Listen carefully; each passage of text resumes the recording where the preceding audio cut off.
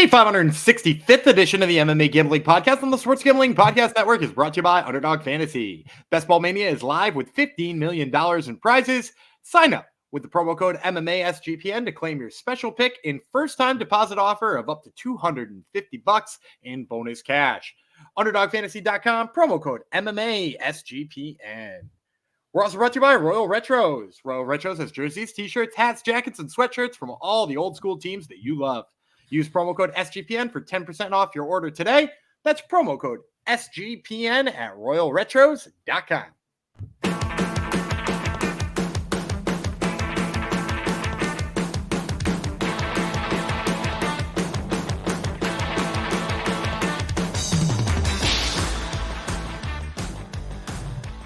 Howdy ho, degenerinos. Welcome to the MMA Gambling Podcast and the Sports Gambling Podcast Network. Episode 565 is dedicated to Art Jimerson.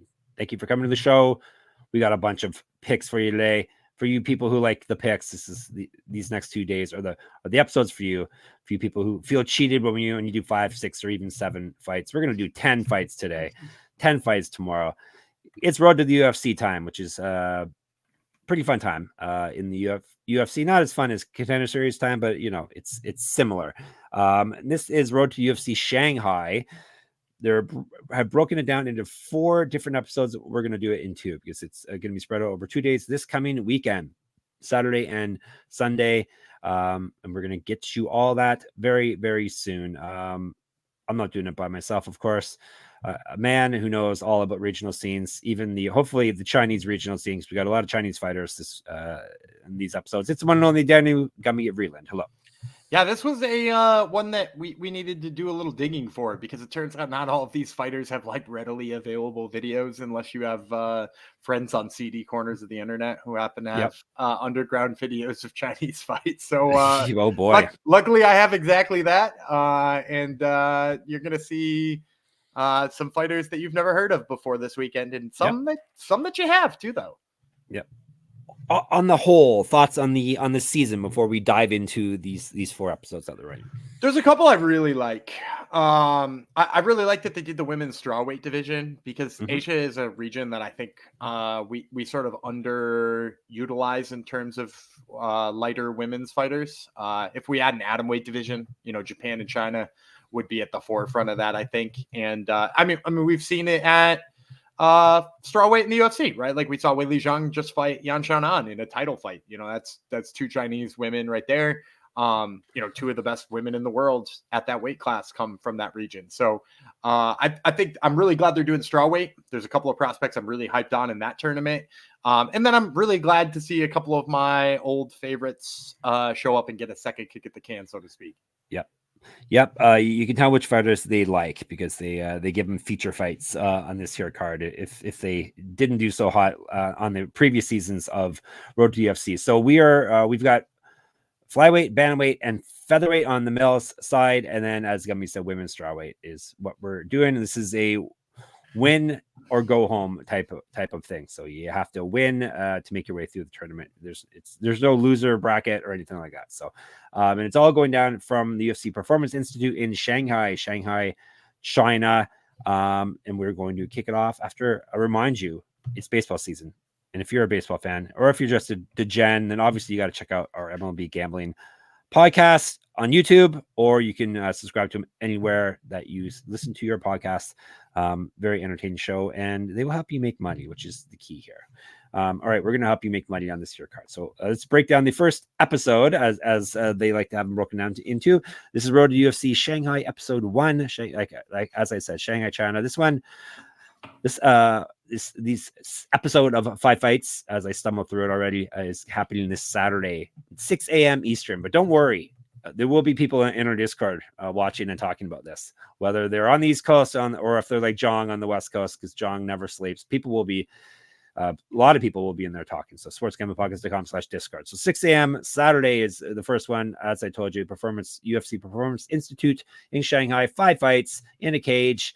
We're kicking things off with a feature fight, aka a non-tournament fight. A couple fighters you may recognize their names. This will be a welterweight fight, 3 5-minute rounds. Bahatebole, Batebolati. We remember me talking about him before. He's from China. He's fighting Han Seul Kim from South Korea at welterweight. No odds yet, which is kind of odd. Usually the odds are dropped pretty early for this, but as of this recording, they are not. Maybe by the time this gets to your ears and or eyes, there will be odds out there. We'll be discussing the odds, as I said, in the Discord, because we don't have them as of now. So we'll tell you about Kim first, the South Korean, nicknamed Spade, 13-5, 7 knockouts, 1 submission. He's been knocked out 3 times. 1-1 in road to UFC. So this is not his first rodeo here. He's 3-1 over his last 4, got knocked out in his last fight. Was regional champion, 2012 pro MMA debut, 2 inches height, 3 inches reach over Batebolati. Batebolati is the Lion King, 9-1-1, 5 knockouts, 1 submission. Never been finished in a fight. 1-0 in road to UFC. He's won 3 straight fights. Won his last one via TKO. Used to fight at lightweight and middleweight, and he's 7 years younger than Kim. I think Batebolati is going to come in here as a favorite, as both a guy who's fought on road to the UFC before, and he was in LFA for a minute too, which I think helps him, at least in terms of the books. So I think you're going to see him probably right around -200, probably like plus 175 on the return for Hansel Kim. And I'm going to go with Hansel Kim here. I think maybe I'm just the preeminent Batebolati hater in the whole world. But all I can remember is that fight with Ryan Lenninger that he had in LFA. And I was on Lenninger because I always seem to find a reason to pick Ryan Lenninger because he's like my favorite regional journeyman. But in that fight, like Batebolati just got like backed up against the cage. He was terrible in the clinch. He had trouble with basically like an entry-level journeyman from LFA, like the guy they try to feed to you so that you have a good fight. And he won that by split decision. And I don't even really think he won it. And so now he's going to be fighting Hansel Kim, who, first of all, I will say, I don't really like how he looks defensively. Like, I think he's somewhat hittable, which could mean that Batebolati just knocks his head off here and it's over in like 30 seconds. But if this lasts any amount of time and Hansel Kim can get him backed up against the cage, Kim has like low-key pretty good grappling. Like I do like his takedowns. He doesn't rely on his submission game enough. Like a lot of times when it gets to the ground, it's just ground and pound and nothing else. But I do like his ability to get it there. And if he can get Batebolati to work and sort of zap some of his power, I like his chances here. So if he is a dog, like I think, probably plus 170 range, give him a spin. Han Solo Kim is Gumby's pick here. Is there a range that you only play him if he's a dog here? Yeah, I'm only playing him at a dog. Yeah, okay. if he sneaks into a favorite against the power of Batebolati, not worth it. Dog or pass, as we like to say in the business. All right, now we're into our tournament now, and we're starting off with women's strawweights. Miki Motono from Japan, Feier, Huang from China, and these are all 3 5-minute round fights in the tournament. Where are we here? Huang, we'll start with the King Kong Barbie. How's that for a nickname? Love it. Fantastic. Well, we have another King Kong coming up on a future show, but not a King Kong Barbie. King Kong Barbie is 14-8, 7 knockouts, 7 submissions. So she's finished everyone. Herself, she's been knocked out 3 times, submitted 4 times. She owes us rounds. Damn it. This is her debut in road to UFC. She's gone loss win over her last 4. Did win her last fight via TKO. Used to fight at flyweight and bantamweight 2014, pro MMA debut, 2 inches taller than Motono, 8-4, 2 knockouts, 2 submissions. She's been submitted twice. This is her debut as well. 3-1 over her last 4, 3-3 over her last 6. Lost her last fight via submission. Used to fight down at atomweight 105. Go ahead. I think Montono coming off of a loss. By the way, coming off a loss to somebody who we're going to talk about in our very next fight, and is in the tournament with her. I think she's going to come in here as a dog. Not by much, because it's not like Huang's recent record looks all that great either. But we're going to say, like plus 125, plus 135. And I'm going to go dog here again with Motono. And the reason why is if you go back and you watch that fight with Xiaocan Feng, like she is so much shorter than most strawweights. We're back to short queens. They've got her listed at 5'3". I would be very surprised if she was actually 5'3". I think she's probably 5'2" or 5'1". Like she's short, but her wrestling is tenacious. Like she just gets after your legs, ankle picks, weird transitions where she ducks under your legs and then comes out the backside and then like runs you over again. Like she fought Xiaocan Feng, who we're going to talk about in the next fight. She will probably be a -750 favorite and is certainly everybody's pick to win the strawweight tournament here. And Motono beat her in the first 2 rounds. Like, and she was beating her again in the 3rd round before she got caught in a submission. So like Motono, I think, is being slept on and how good she is because of her recent record. Her striking, not terrible. She's fast. She's quick, especially because she's an atomweight. So that makes perfect sense. But it's really the wrestling, I think, that plays up here. And Huang, like Huang, I think is one of those fighters who probably just relies on her strength way more than her actual technical wrestling, which has, gotten her pretty far at strawweight on the regional scene. But when she fights somebody who is so technical when it comes to wrestling, I think that's going to give her trouble. And then the fact that Huang doesn't have, there's nothing really that blows me away about her striking. I really think that gives Motono one less thing to worry about. So give me Motono here, especially at dog. I'd play her up into like the -150 range if she was a favorite. Nice. I'm sure she will get played up there after people consume this here content. And come on, UFC, get an atomweight division. It would be so much fun. It would. They'd be so fast. And yeah, kind of like how Ricci and Torres was last night. They were fighting pretty fast, but even faster. Yeah. Yeah. And not, minus the part where they just for an hour. Clinch for an hour. Yes. I meant the opening of the fight. All right. We're sticking with women's strawweights. We are doing Xiaocan Feng from China versus Kiran Singh from India. We do have a couple Indian fighters on the fight lineup this season. And we will tell you about the first Indian fighter we're speaking of is Singh. And she is 6-3, 1 knockout, 4 submissions. She's been knocked out twice, submitted once. This is her debut. 3-1 over her last 4, including winning her last fight via submission. Used to fight at flyweight. Feng, 8-2, 3 knockouts, 1 submission. She's been submitted once. This is her debut as well. She's won 6 straight fights. Last one via submission. Has not lost since April of 2021. Do you know where she was the champion before this, Gumby? Oh, Happy Elephant. Yes. Yeah, she beat Motono in the last main event of Happy Elephant. Happy Elephant, ladies and gentlemen. One of our favorite promotions. Another one of our favorites fighter coming up has fought on One Champion Fight Night Warriors. One Champion Happy Fight Night Warriors. Yeah. Yes. I can't remember who it is, but someone coming up. All right. Feng, back to Feng. She used to fight at flyweight as well. 7 inches taller than Singh, which is massive. Obviously, I don't need to tell you all that, even if you don't know math. 0-1 is a pro kickboxer, and that's all I got. Feng is going to be massive favorite. I just said it in the last fight.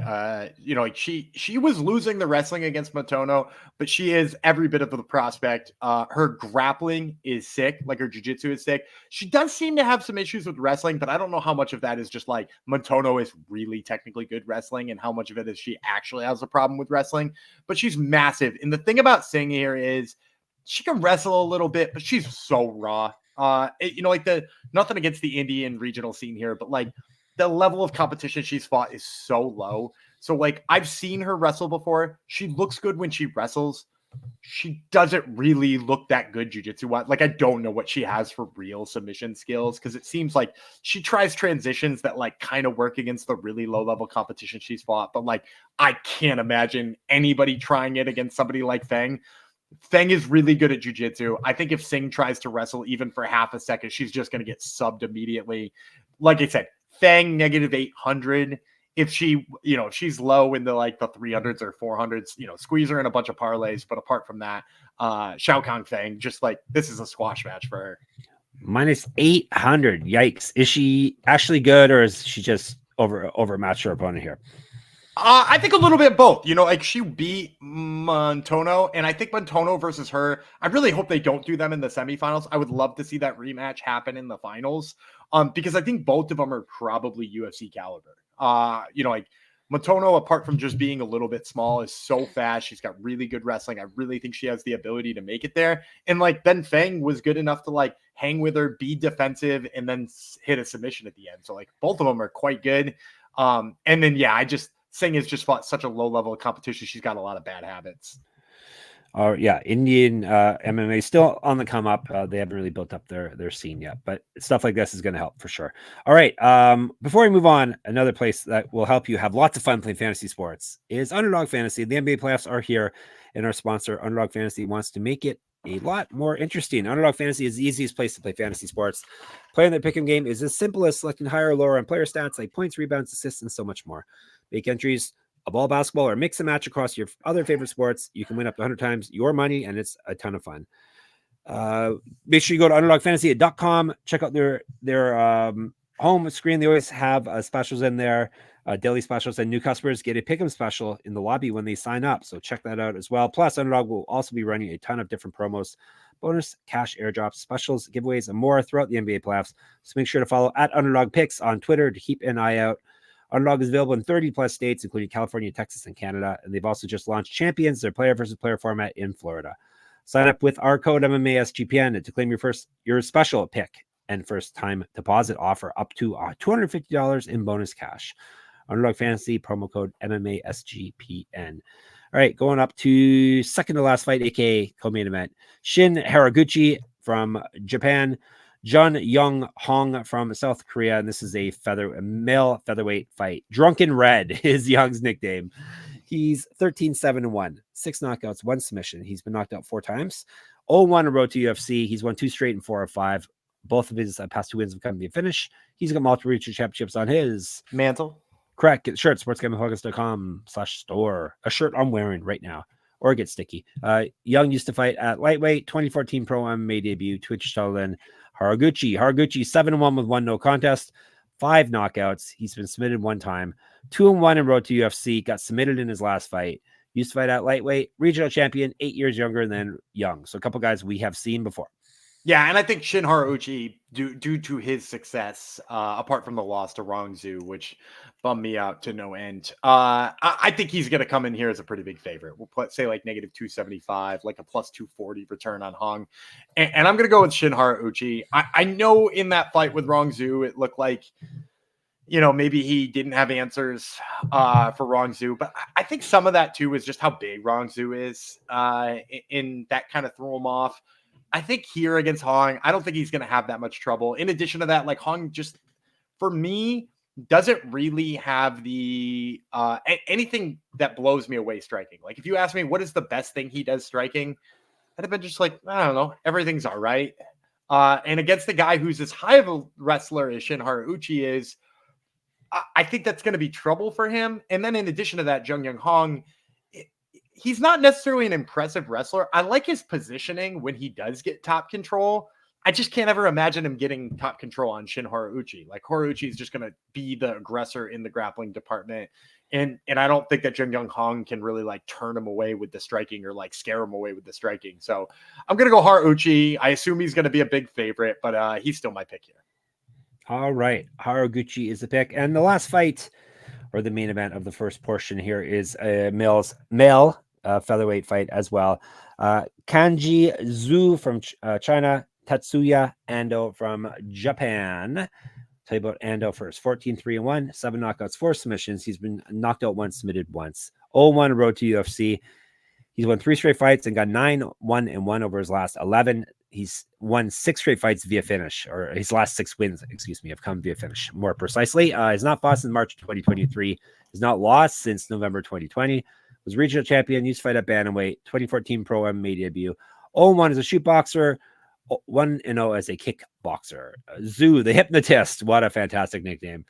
We got some really good nicknames on this here season of road to UFC for sure. The hypnotist is 18-4 with 1 no contest, 12 knockouts to his credit. He's been submitted 1 time. The only time he's been stopped. This is his debut in road to UFC. He's won 2 straight and 7 of 8. 4 straight, or the last 4 of his wins have come via finish. Used to fight at lightweight, 6 years younger than Ando, 2 inches of height. Are you going to be hypnotized by the hypnotist, Gumby? Yeah, I think he's going to be an underdog here, and I am hypnotized. Cue the Biggie Smalls playing in the background at this. I'm gonna go with Zhu here. I think Ando probably, we're probably talking about -180 plus 160 on the return for Zhu, and it's just because Ando is an absolute wild man. Like he was on, he fought for ONE FC's Friday series recently. I mean, not recently. I guess that was like a year ago now. But he's a wild man. And immediately all of his highlights are all over the place. I think that usually is something that sways the books a little bit. I think people are going to be hyped on his aggression, but I think his aggression is kind of to his detriment here because he likes to brawl. When he does get to grappling situations, it's like the grappling version of brawling. He like jumps to positions that he doesn't necessarily have settled in and winds up getting bucked off the top, or his opponent turns into him, and then then we're in a wild scramble and he winds up brawling again. All of that's good and is like given his opponents fits before in the fast, but Zhu is like the more technical fighter here when it comes to the striking department, kickboxing, boxing, whatever you want to talk about. And his kicks are absolutely insane. Like he generates so much power and he doesn't wind up on anything. And I think when you're fighting a guy who's brawling and is going to come in with his hands down or, overextending himself, like just one of those kicks is going to come up to the chin of Ando and it's going to turn his lights right off. So I think Zhu is going to be like, like I said, probably like a plus 160 dog. And I like him quite a bit here. I think he's going to knock out Ando. A dog. I had him down as a favorite, a plus 160 dog, even better. All right, we'll recap this little portion and then we're going to give you more picks. We're not done yet, ladies and gentlemen. The Hypnotist, Zhu, Haraguchi. Who else do you got here? Feng, yes. Sorry, I forgot to mark down Feng. And Feng is the big favorite here. Feng, Motono, and Kim, because he's a Batebolati hater, aren't you? Facts. All right, I got to pull up the screen. We're moving on. I don't know why they break it into two different road twos. Oh, I hate it more than most things. And Gumby hates a lot of things, so that is saying a lot. This is the same, excuse me, same day, same place, take place at 9 a.m. Eastern. And yes, people will still be in the Discord covering this. We're going to start with this one is actually, we're starting with, according to Topology, a tournament fight. Then we're going to a non-tournament fight. Then we're all tournament fights the rest of the way, if that makes sense. This whole thing doesn't make sense, I guess, does it? This is a men's featherweight fight. Couple Chinese fighter, Bin Z versus Yibugele. That's all. He goes Yibugele. Yibugele? Beagle? Yibugele. Yibugele. Oh, you're making it Italian, it sounds like. Yibugele.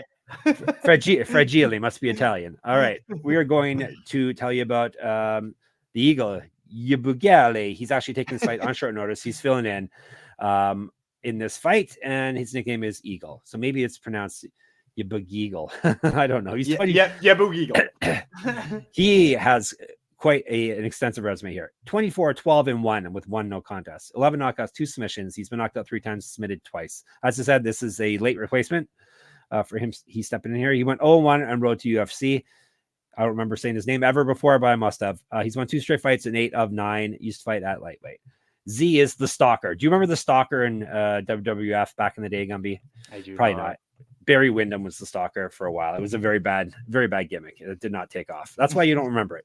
This Stalker, his name is Z. He's 11-4, 3 knockouts, 4 submissions. He's been submitted 1 time, 0-1 in road to UFC. He's won 3 straight in 3 of his last 5. Not as good. 0-1 in Contender Series, 8-2 in 1 championship, the biggest MMA promotion in the world. Used to fight at lightweight. 9 years younger than the Eagle. That's easier to say. 1 inch of height, 2 inches of reach over him. Yeah, I think Bin Shi is going to come in here like negative 225, probably big favorite here. And I'll be honest with you, I would just probably pass on this fight because I don't like Bin Shi. But also I can't not pick him against Yibugele, who's coming in here on short notice. And let's be honest, he fought Konda last time on road to the UFC. Straight up looked like he phoned that fight in. He like gave up an early takedown and looked like he was like, well, I think that's it for me. Like kind of one of those performances. So like, I don't know. He sort of seems like that guy who, almost, what is he? Almost 40 fights into his career now. It seems to just be like, well, this is a performance that I got to be a part of. And then he just like, again, I think when he has regional level fights and he's fighting a little bit lower level dudes, he's got a chance. But it also just seems like he's kind of one of those people who just like when he's in a big fight and he realizes he's overmatched, just kind of, I'm going to give you 15 minutes of lukewarm aggression. And it's going to be kind of dull. And I'm going to survive. But that's pretty much all I'm going to do because that's kind of what he did against Konda. So I can't trust a guy on short notice who had a performance like that last time. Also, I don't love Bin Shi if he's going to be like negative 200. So I'm going to pick Bin Shi, and then I'm going to say maybe just leave this fight off your bet slip. We cannot do that though because we don't pass on fights. That's we bet on everything. Got $100. Minimum $100 at every fight. All right. Another thing we agree on is Royal Retros. Looking to prove that you know ball, what better way than to showcase your old school fandom than with some old school gear from a classic team, like the Quebecer Nordiques, which I've checked out the gear on the website for them. Royal Retro says jerseys, t-shirts, hats, jackets, sweatshirts, and more from the vintage sports leagues and teams that you know and love. The Dirty Bird, the Orange Crush, or the Sack Exchange all make for sick jerseys for real fans. Use promo code SGPN for 10% off your order today. That's SGPN at royalretros.com to take 10% off today. See who Gumby's going to hate on next. It's a women's I'm going to hate on this one. Are you? Women's feature flyweight fight, so not a tournament fight. Cong, Wang, China, Paula, Luna. She is from Peru. Yeah, she's fighting way over in Shanghai. So all right, Luna 5-2 with 2 knockouts. She's been knocked out 1 time. This is her debut. Lost win. Did win her last fight. Used to fight at strawweight, 7 years younger than Wang. Wang is the Joker. Does the Joker have a name? The actual cartoon comic book Joker? Do you know, Gumby? You're not a comic book guy though, do you? I'm not, but I'm sure he does. And I'm sure somebody will tell us in the Joker's real name, Jack Oswald White. Sure. Oh, the guy from the White Stripes. Nice. Yeah, Jack White. Didn't know that. Yeah. All right. Where are we? We're talking about the Joker. Wang, 4-0, 1 knockout, 1 submission. This is her debut. Used to fight at bantamweight, 2-0 as a kickboxer, 4 inches taller than Luna. What's this fight doing on this card? Is it a feature fight for someone here? For they're Wang? just trying to sign Cong Wang. Negative just sign her then. Just negative 600 Cong Wang. Do you know why they're trying to sign her? Have you looked at her last name? Her last name's Wang, and no. and the next fight we have a fighter named Dong. Is that why? You're just trying to sign as many Wangs and Dongs as you can. Of course. No, if it's like dotting the I's and crossing the T's, sign the Wongs and Yangs. Okay, what am I supposed to do? Scroll down to the bottom of her Tapology page. What's the first win that you see on her record in kickboxing? I thought you were going to say she has like an OnlyFans or something I should know about. That's not me. That's the Discord. If you're one of those people, get in the Discord. You'll have a lot of friends. I forgot. Yeah, we are a. I forgot about it. We are a thirst trap podcast now. Thanks to all you people clicking on our. Just because Gummy uses a baby shark. Tabitha Ricci a thumbnail on a YouTube video, we get like double the views, and people are like, "Hey, who is that?" It's like 3 times the views we usually get on a prelim episode, thanks to the baby shark. You maniacs! All right, we're talking about Wang and Dongs. So Valentina Shevchenko, she a win over Valentina Shevchenko. Yeah, and granted, it's like 9 years old now. But she's got a kickboxing win over Valentina Shevchenko. She's an exceptionally good kickboxer.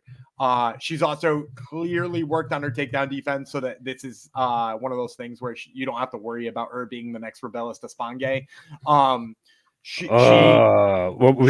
We got around not talking about him because we did that was so. Anyhow, I think I could beat him. For the record, as long as I got him to the ground, I could beat him. Cong Wang, she's a great kickboxer. She's got good hips when it comes to not being taken down. Paula Luna is so slow on the feet. This is 100% a showcase fight. I think Cong Wang probably gets the knockout win here. So yeah, not much to say here other than, she's going to be negative 500, negative 600. It's not even going to do much for your parlays if you throw her in there. All righty. Now we're going to talk about dongs. Okay. Gumby's good with that. Female dongs. Gumby's even better with that. Women's strawweights. Priya Sharma from India versus Huaxiang Dong. Huaxiang? Huaxiang. Huaxiang. Yeah.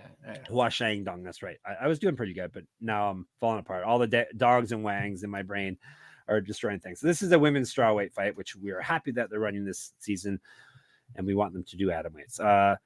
Dong Hua Mulan is her name, which is like there's a lot of people with like anime or cartoon nicknames and stuff here. So a lot of nerds in this fight. Hua Mulan is a Chinese folktale of that Mulan, the movie Mulan is based. Oh yeah, okay.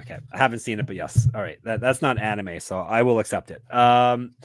Zhang is like Superfan Zhang is like just like mortified that me and my kid aren't into anime. Like, are that many people really into it? He's like shocked. Like, okay. Anyhow, this Mulan Mulan Dong is 11-2, 1 knockout, 7 submissions. She's been knocked out once, submitted once, so finished in both of her losses. She goes rounds pretty much. This is her debut. She's won 10 straight fights. Last one via submission. She has not lost since July of 2018, so she's on quite a run here. Used to fight at flyweight, 7 years younger than Sharma, 3 inches of height. So I think they're mismatching the Indian fighters again here. Sharma's 5-1 with 2 knockouts, never been finished in a fight. This is her debut as well. She won 2 straight fights, 0-1 as a Muay Thai fighter. So Indians getting a short stick again here, right? I think so. I don't think this odds are going to be quite as wide as the last one I talked about. Maybe like -170 for Huaxiang Dong. And I'm going to go with her in this fight. To be honest, this one might be one that I just straight up pass on to, mostly because I really think neither of them has fought anybody. And all the fights I've seen, their opponents have looked really lackluster in all of them. So like now you're going to see them against real opponents for the first time, maybe. And I don't know which one of them is like the most for real. I can tell you that I do think that Dong's hands are just like a little bit faster than Sharma's. She looks like she has a little bit better idea what she's doing on the feet. She looks like she can kind of defend a takedown. Again, it was against crazy low level competition, but it gives me some hope that if Sharma does shoot on her, she should be able to stop that. So I think Huaxiang Dong is going to be a slight favorite. I'm going to go with her here, but again, there's just not enough competition out there that I've seen either of them fight that I feel good about either one. All right. Gumby is kind of being a coward here on you people, trying to tell you to pass and stuff, but we will not. We will not pass on the Wangs nor the Dongs. We are all in on Wangs and Dongs. All right, co-main event. They don't call it that, but that's what it is. It's a men's featherweight fight. Masuto Kawana from Japan, Yang Jai Song from Korea. We will tell you about Song first. Super Rookie is the nickname. That feels like that nickname can't age very well, can it? No, it can't. When he's he had gets 7, older, that's going to be a tough one when he's older. And he's had 7 fights already, so I'm pretty sure it's already a old nickname. But anyhow, and he was a double champ. Oh, really? Yeah. I have him listed only as a regional champ. He's a multi-regional champion, Gumby? Well, I was a regional champ, 2 belts in the same promotion. He was the bantamweight and featherweight champion at AFC. All right, get ready. Get ready. I'm going to say it soon. That means. All right, Super Rookie Song. Super Rookie Song is even better sounding. He's 6-0-1, 5 knockouts, 1 submission. This is his debut. He won 6 straight fights. He's got multiple regional championships on his mantle. Correct. Get the shirt that I'm wearing right now. 2 days in a row. sportsgamblingpodcast.com/store.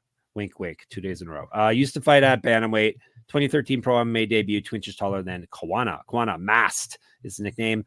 9-3, 3 knockouts, 1 submission. He's been knocked out once. This is his debut as well. He's won 3 straight fights and 4 of 6. Was regional champion. Used to fight at lightweight. So I think Song, because of what I just said to you, I mean, he's fought at 3 different weight classes in his last 3 fights: lightweight, featherweight, and bantamweight. And he won the titles in both bantamweight and featherweight. And he won in lightweight, but he won the titles in both of those for AFC, which is one of the bigger promotions out that way. I think he's going to be a pretty big favorite, probably like -225. And I like the dog money here on Kawana quite a bit. If Kawana comes in here as a dog, he's probably one of my favorite underdogs on all of the road to the UFC cards. Because I'll just be honest, he's an exceptionally good wrestler. This is a guy who used to be on the Japan national team in terms of wrestling. And what I've seen so far is the ability to chain takedown attempts together in all kinds of different ones. You know, like I really like his inside trips. I really like his singles. I've seen him hit an ankle pick before. You know, the double is maybe his worst of the weapons, but all, you know, very good still. And Song, not for anything, you know, if you go back to his fight at bantamweight when he won the bantamweight title in AFC, he had a little bit of trouble with takedown defense in that fight. So while he is clearly the better of the 2 strikers and he's got the better credentials at the end of the day, I would really worry about his, you know, just getting stuck on his back for 15 minutes here against Kawana. And, you know, Kawana, like I said, I bet you he comes in as a 2-1 underdog. And if he does, it's definitely going to be one of my favorite plays of road to the UFC. Oh, very nice. I like to hear that. All right, the last fight we're going to break down today is women's strawweights. Ming Shi from China, Ye Dam Seo from South Korea. SEO is her nickname, so obviously she knows what terms to put in to get her articles the most hits on jokes. Yeah, there you go. Seo 7-3, 1 knockout, 3 submissions. She's been knocked out 1 time. 0-1 road to UFC. 5-1 over her last 6, including winning her last fight. She's not fought since February of 2023, regional champion. She, 13 sisters, her nickname. Gumby's going to explain that one to us. No, I'm not. I think I looked it up. 13th sister. There's a 13th sister in Star Wars, which I will. I like Star Wars, so I will not call you nerds for that. But I don't know if that's what she's. Her nickname's after. I don't think she's an Inquisitor, but anyhow, 13 sister is 14-5. 1 knockout, 6 submissions, but knocked out once, submitted once. This is her debut. 2-0 over her last 2, obviously. 8-1 over her last 9. Won her last fight via submission. She's not fought since October 2022. Busy being a Star Wars bad guy. Has not lost since December 2021. Fought at atomweight and bantamweight in the past. 2 years younger than SEO and an inch of height over her. So I think this one's going to come in as a pick'em. Ye Dam Seo, it was on road to the UFC, which I think bumps her up a little bit. She's won a couple of fights since then. Ming Shi, not a lot of film out there on her, so like probably going to drag her down a little bit. But also that Seo lost on road to the UFC. Let's just say pick 'em on this one. It's going to be my guess. And I'm going to go with Ming Shi. I think the fight with Ye Dam Seo, first of all, left a bad taste in my mouth because she fought in such a boring manner that she made Josephine Knudsen not get her contract the first time. Josephine Knudsen has now fought 2 people boring enough that kept her from getting contracts. But like in this fight, like Seo just wouldn't throw. She just kept backing away from exchanges. And for me, the problems that Ming Shi has, which mostly just that I don't like the way she throws. It's like a lot of arm punches and she doesn't seem to like protect her face enough. But Ye Dam Seo is not the type of person to take advantage of that because she's so tentative and it takes her so long to find range and she's so hesitant. And even if she moves forward, I think the beauty here is that Ming Shi, the one thing that she does do really well that makes me hyped on her a little bit is her body lock takedowns are really nice. And you know me, I'm not typically a guy who likes a body lock takedown. I'm somebody who thinks you should have multiple avenues, and I prefer somebody who's got a good double leg, especially against the cage. But like her trips are really sharp. It looks like she has some sort of like judo background, but like then again, she doesn't do any like hip throws or anything like that, which are way more common in judo. So if not, she just has like very good Brazilian jiu-jitsu trips. But like I like her top control. I like her ability to put somebody up against the cage and do stuff with that. And with Ye Dam Seo being the person who's just going to back up all the time, I think Ming Shi takes advantage of that. So I'm going to go Ming Shi here, probably pick him. All right, there you go, Ming Shi as a pick 'em. All right, we got them all in your ear holes and eye holes. Let's recap this road to UFC part 2 here. He's got Shi. He's got Kawana, hopefully has a good sized dog for us. He's got Dong, and he's got Ji, right? You forgot Wang. Well, yeah, he's got Dong and Wang, of course. We could do a little Dong Wang parlay. Okay, let's do it. Mix up all the Dongs and the Wangs, and everyone will be happy and big winners. All right, that is it. But we're back tomorrow. Don't worry, and we're back the next day. And we're back the next day. We are still pumping out the content. Tomorrow will be the conclusion of the Road to UFC. 2 more episodes of Road to UFC, which we will cram into tomorrow's episode of our podcast. In the meantime, Discord's place to be, sportsgamblingpodcast.com/Discord. You can catch us on Twitter, SGPN MMA, and at Gumby Vreeland and at Jeff Fox Writer. I'm there on Instagram as well. You can get in my Substack, enter the Pick'em contest for this week's exciting UFC event. Boy, it's going to be quite the card. That's moneymma.substack.com. Gumby's got Top Turtle MMA podcast. Maybe early to ask this, but who is on it this week? Do we know? I don't know. I've got a couple of things lined up. Who knows? Okay. Who knows? All right. What else are we telling you? YouTube, obviously, please subscribe. Our subscribe numbers keep going up. We appreciate everyone who checks us out on YouTube. Even if you don't want to check us out, if you could subscribe from all your accounts, that helps us at the very least. And of course, we're at sportsgamblingpodcast.com, sportsgamblingpodcast.com/store, so you can dress like a cool guy, sportsgamblingpodcast.com/Patreon. Gumby's going to bid you farewell this time till tomorrow. All right, I'm Dana Gumby Vreeland. He's King Kong Barbie, Jeff Fox, and we will see you tomorrow.